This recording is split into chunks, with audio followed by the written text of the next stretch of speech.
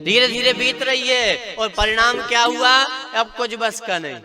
हाँ, जब साथ दिया तब फायदा नहीं उठाया, फिर पछता रहे, क्योंकि भरोसा रहा घर का, परिवार का, संसार का, पद का, धन का, शरीर का। और जब ये सब साथ छोड़ने लगे, यमदूत दिखने लगे, आवाज लगाई, कोई नहीं है। हाँ, पहले समझ लो। अंगम गलितम फलितम मुंडम दसन विहीनम जातम तुंडम वृद्धो याति गृहीत्वा दंडम तदपि न मुंचति आशा पिंडम। तो भज गोविंदम गोविंदम भज मूढ़मते। आशा का पिंड पकड़ कर रखा है, सुख मिलेगा, सुख मिलेगा, सुख मिलेगा। बचपन गया, जवानी गई, बुढ़ापा गया, फिर भी पकड़ के रखा है। तो फिर वही 84 का चक्कर। और संत कह रहे हैं भज गोविंदम गोविंदम भज मूढ़मते। ये साथ देगा। और ऐसा ज्ञान दिया कपिल भगवान ने माता देवहूति को कि इनका मन ऐसा भगवान में लग गया। बिंदु सरोवर में जाकर के बैठ गई, शरीर तक द्रवीभूत हो गया, पानी बन गया, नदी बनकर बहने लगी, इनका कल्याण हुआ। और माता देवहूति सिद्धिदा नाम की नदी बन गई। और ध्यान देना, बात मन की है, विषय है मन। राजा परीक्षित को समझा रहे हैं कि अब कहीं मत ले जाना, अपने मन को बिल्कुल यहीं रखना। हाँ, कथा सुना। और मन की ही कथा सुनाते हैं सुखदेव जी राजा परीक्षित को।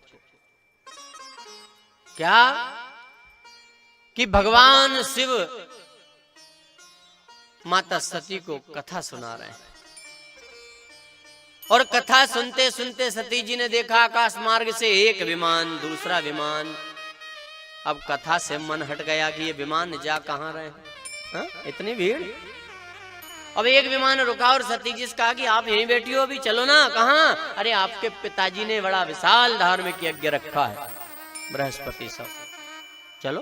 क्या निमंत्रण नहीं है? तो सती जी कहती हैं कि क्या ऐसा हो सकता है कि पिता अपनी बेटी को ना बुलाए? आप चलिए, आती। अब विमान तो निकल गए और सती जी कहती है स्वामी जी कथा तो करो बंद, घर की है। हाँ, फिर सुनेंगे, चलो जल्दी तैयार हो जाओ, यज्ञ में चलना पिताजी के यहाँ। और भगवान शंकर कहते हैं देवी नहीं जाना। क्यों नहीं जाना?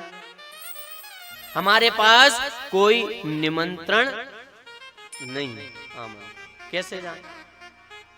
तो सती जी ने कहा कि स्वामी जी आपने सुनाया मुझे कथाओं में। क्या?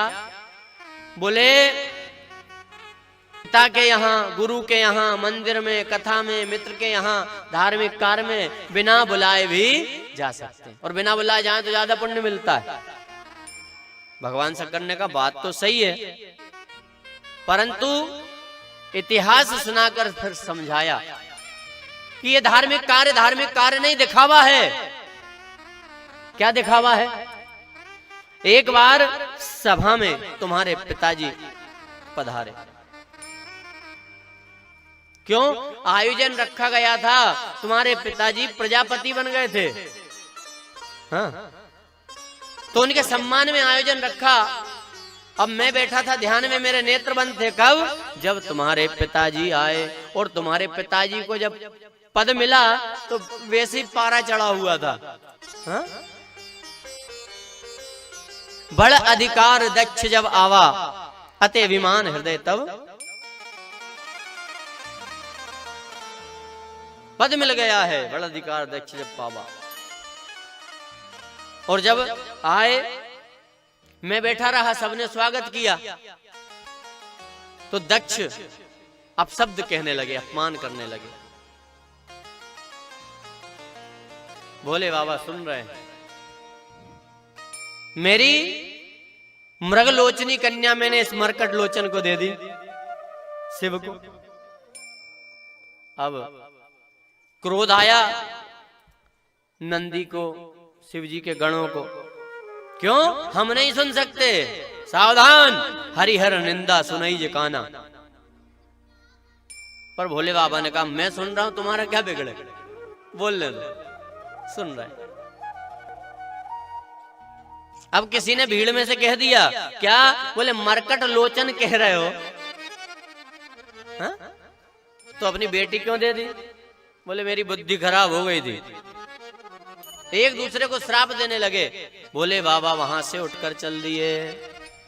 दक्ष ने धार्मिक कार्य बंद करवा दिए, यदि करोगे तो बाबा को नहीं बुलाना, शिव को, और यदि बुलाए तो ठीक नहीं होगा। तो कौन बुराई ले, बंद हो गए। तो खुद प्रजापति दक्ष ने आयोजन रखा धार्मिक कार्य यज्ञ, और भोले बाबा को नहीं बुलाया। तो भगवान शंकर कहते हैं हमें नहीं बुलाया, नहीं जाना। बोले ऐसा हो सकता है क्या? वो तो बीच वाले ने चिट्ठी गड़बड़ कर दी, हाँ इधर उधर। चलो तैयार, भोले बाबा बैठे, सती जी तैयार हुई, जाने लगी। नंदी को साथ भेजा, क्यों? पूरे सम्मान से छोड़कर आइए, अब ये लौट कर नहीं आएंगी। क्यों? शरीर से तो ये आज जा रही हैं, पर मन से पहले ही जा चुकी हैं। कब जा चुकी? थोड़ी देर के लिए पीछे चले, कथा आपने सुन रखी है। भगवान शंकर निरंतर कथा सुनने जाते थे, ऐसा ही एक अवसर था।